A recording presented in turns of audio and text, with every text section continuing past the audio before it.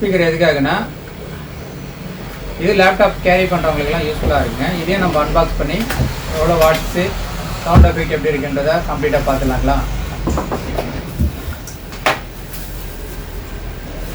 Wow, design சூப்பராக கொடுத்துருக்காங்க.